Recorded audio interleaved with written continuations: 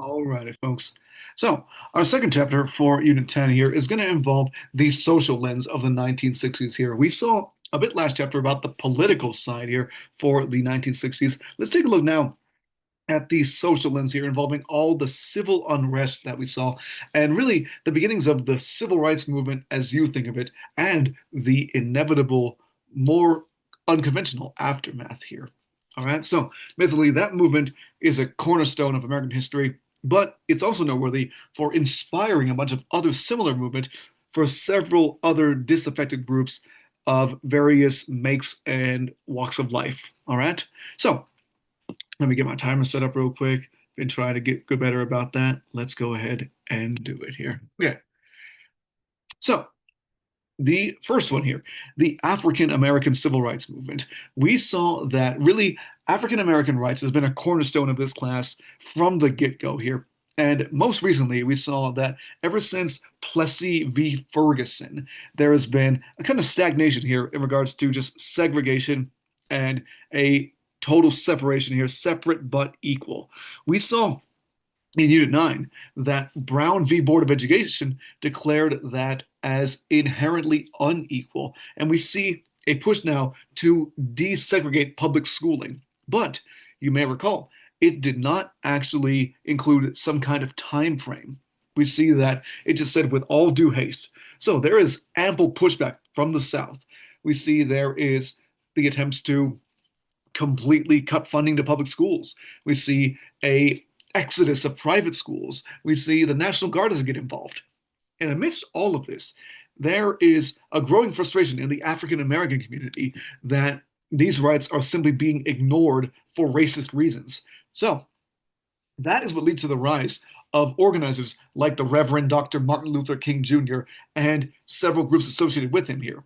The one that he is known for is the Southern Christian Leadership Conference, SCLC.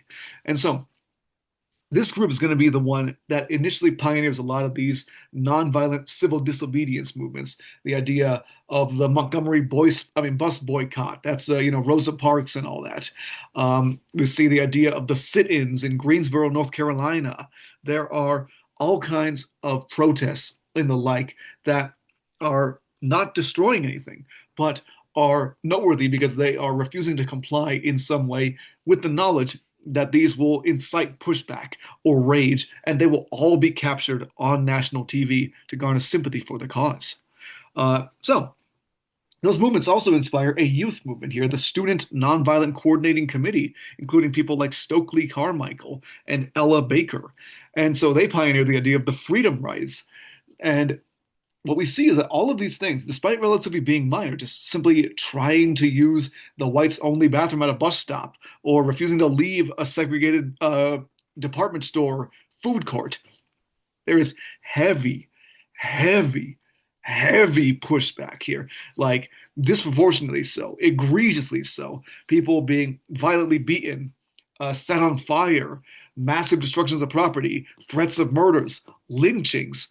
There is a direct resurgence of the third of the KKK right here. There's a third iteration of the Ku Klux Klan, and we see it is a just sleeping beast that had been awoken because of the fact that this movement here started gaining traction. Now, we see that many of these marches and speeches here, Martin Luther King's I Have a Dream speech, they are effective, but there is fear within the Democrat Party, like JFK, that moving too quickly on this would alienate the South and cause them to leave the Democrat Party, which we see actually does happen. But once JFK is killed, that is going to really shift it, where now we see LBJ makes a key part of his governing philosophy to accomplish what JFK could not. We see that because of this here, we see the push here for the Civil Rights Act and the Voting Rights Act, which are especially noteworthy for African Americans because it officially ends segregation in public areas and removes hurdles for for voting barriers. So that's an objective win. We see that it is a tangible physical gain, the likes of which we have not seen since before Plessy v. Ferguson. But now what? There are some who would argue that it's at this moment right here in 1965 that racism is over. We solved it, guys. Someone pour Gatorade on LBJ, like we fixed it. But as you can clearly see, there is still heavy frustration. There is unfair hiring practices, economic inequality. There are so many things you can point to that showcase that despite this legal gain, people of color, especially African Americans, are not equal to white folks. And so, what we end up seeing is that this movement has been going since pretty much the 50s. We see 10 years now of just increased moral high ground arguments. And there's a growing movement within the African American community that is feeling frustrated and increasingly hopeless. So, what we end up seeing here is the goal is going to begin to shift. This whole area right here of working with white liberals and Democrats to produce legal change, that's what's considered uh, the liberal approach to civil rights. But there is a growing movement here that focuses not on integration like that, because these are all focused on desegregating public areas here to create one big happy America. However, we've also seen for a while now the idea of black nationalism. What if African Americans did not have to interact with white folks in any way? What if they had self sufficient communities? What if they had black owned businesses? What if they effectively had little areas that were totally their own? What we end up seeing is movements like that are going to start to gain traction here after seeing how much vitriol there was with all this pushback here. The best example I can give you is the works of Malcolm X. He is one going to argue in black nationalism. He is deeply rooted in this kind of Nation of Islam group that is black nationalists here. They're much more radical than we had time to go into here. He will split from them, and then they're going to actually assassinate him.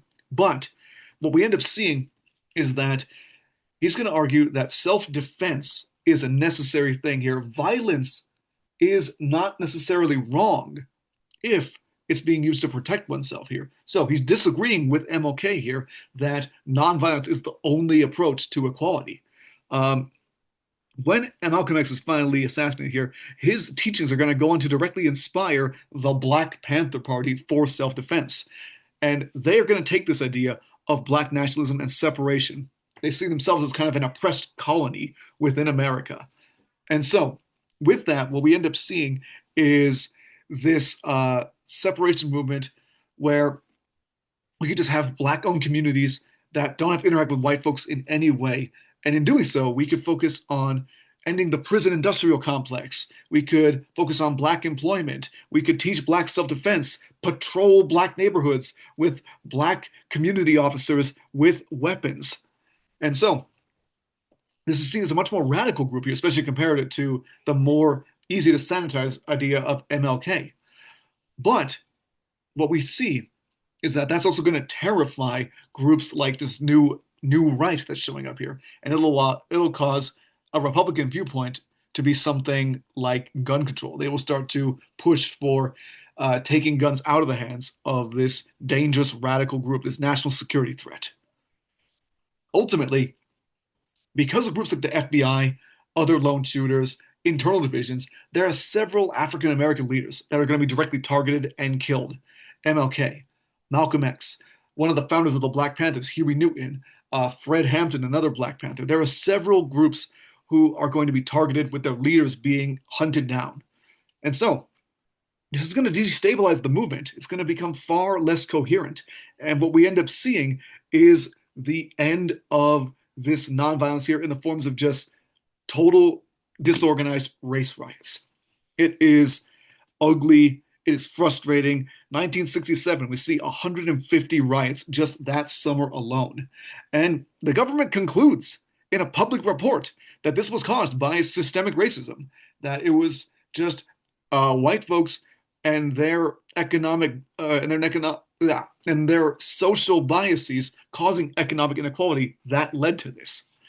So, what we end up seeing is that despite these tangible gains here, like the Civil Rights Act here, the pushback is going to really limit anything further because these movements will then be seen as just danger in the streets here, and we will see groups like George Wallace or Richard Nixon promoting law and order campaigns to clean up the streets and be tough on crime. Rather than solve these issues, they will simply jail the people who are rioting about it. However, what we do end up seeing is that this movement is going to directly inspire several other movements in the future here. Two of them down there are the Chicano movement right there. Chicano meaning uh, Mexican Americans who were born on this side of the fence here, Americans of Mexican descent. Uh, Among the examples we gave up here is a labor union called the United Farm Workers, UWF. We see people like Dolores Huerta, and okay, I guess I'll say Cesar Chavez here, but we don't like that guy no more. Um, Dolores Huerta, Cesar Chavez, Larry Eat Leong, they're going to push for economic economic equality here after the Bracero program was continuing into 1964. Um, we see because of these civil rights eras, there's going to be a push to advocate for political, economic, and cultural equality as well. The example with the UFW was the Delano grape strike, which takes 5 years and is a very dangerous strike. But ultimately, these Chicano workers in this agricultural field, it is working. Eventually, the California grape growing company caves and actually gives into their demands. So it's a win. And then we see kind of a similar movement here of, let's teach the history of our people, Mexican American history in schools. Let's do the Chicano movement here. Take pride in your culture here. This is kind of descended from a cultural movement called Black Power, basically taking pride in one's own ethnicity and roots going back to your old days here. Wear traditional hairstyles, traditional clothing, have a traditional sounding name, learn the language. Don't be afraid of your history here. Don't be afraid to not assimilate as much as possible. Um, the other thing, in a similar vein, is the American Indian movement. We see that many Native American reservations are still heavily poor in this area. Um, and so there's growing pushes to resist this kind of calls for assimilation and to combat this economic injustice here. And they're focusing on ensuring just that treaties are honored or that local corrupt leaders are being taken to justice here. So, what do? Well, for one, they occupy Alcatraz prison for 2 years. They have two Thanksgivings there. And effectively, they're using the language of an old treaty to say that, hey, the US government ain't using this no more. So, by all means, let's take it over here. Let's involve here. But also, we see that they are also going to focus on movements like marching to DC and even an armed standoff, like the Second Wounded Knee. So these movements, like the others, are also going to end in violence. But it's just all this pent up energy here. Riots are the language of the unheard. All right. Now, meanwhile, here we see that there are also ones that are not necessarily divided by racial lines here. There was a division here based on age. Many of the young kids of this area, of this era, they were against the Vietnam War because of the draft, but they were also raised in this era of 1950s conformity and hated it. We see that there is this beat generation here, this group of nonconformists who are daring to rage against this 1950s era of political and social and even economic conformity. All people do is buy stuff. Nothing really matters anymore. It's all superficial and shallow. Let's look for something deeper. Let's get into spirituality. Let's get into poetry. Let's get into being an individual because that was not really encouraged here. And then eventually that movement is going to then splinter off into several others involving, well, one, the hippies, even just more of this idea here of finding perpetual enlightenment, man, because we're all one in the grand cosmos of things. We see the idea of environmentalism. We see the idea of the Hawks and Doves movement here. The Doves, many Doves are college kids pushing for this on their on their college campuses. Um, the free speech movements here, because many colleges tried to clamp down on anti-war rhetoric within their walls here. And sadly, we do see that because of this, many of these young kids, despite having valid points and rational arguments are going to be treated like rabble rousers, ne'er-do-wells. Many will be expelled. They'll have the cops called on them. And in a few cases, the National Guard. And one sad incident that we covered involves Kent State University in Ohio, where because of the Vietnam War expanding into Cambodia, there was a riot shutting down, sorry, a protest shutting down a college campus here. The National Guard is going to open fire and kill four student protesters. Um, so what we're seeing is that this movement, one, it's going to become violent in turn. It's going to be a group that's going to bomb the whole Pentagon. But this one here, we're also seeing a lack of real tangible gains because ultimately it was not that big of a movement. And two, it was treated with contempt by people like Richard Nixon. All right. But what we also see is that during this era, especially in the wake of things like Roe v. Wade, we are seeing a sexual revolution here. And not necessarily just mean about like having sex, although yes, that is part of it. It is also a focus on being less conforming and controlling about one's own sexual life. There is increasing advocacy for things that people just are culturally, inclined to have sex. It is just a part of life. That's how we all got here. We see that there is the growing acceptance of things like birth control, especially now that it comes in pill form. And there's even the beginnings of gay pride here. One notorious example being the Stonewall riots, where a gay club that was run by the mafia, not because they're allies, but because they could extort people for drinks. Uh, we see that this area was being raided by the police, and being gay was illegal in 49 out of 50 states at this point in time.